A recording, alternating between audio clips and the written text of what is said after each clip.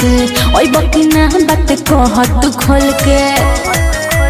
सुनता रहो सुनाता बाटी में धइले बानी रंगवा हम घोल के ओई बकिना बात कह तू खोल के जनी हल्का में लो अपना जान के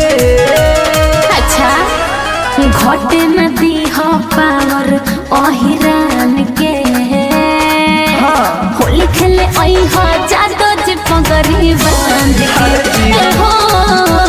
तोहरे ला रखनी पुआ पूरी छान के होली खेले ओई हो जादो जी पगड़ी बांध के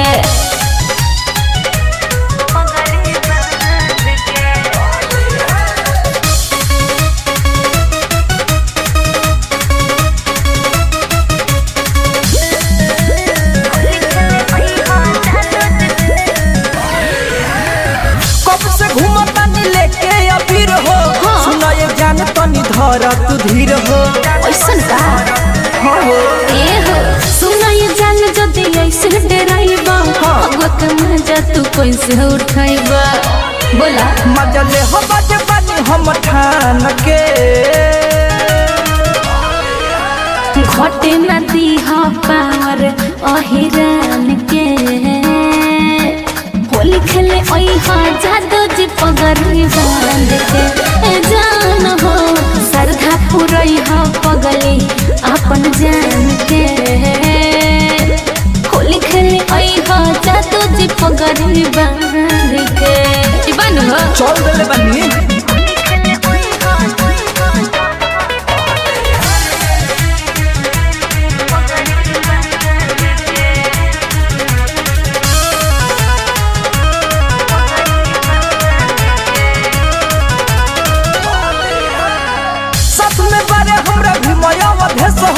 तोहरा से बेसी हम भइल बानी रे सहो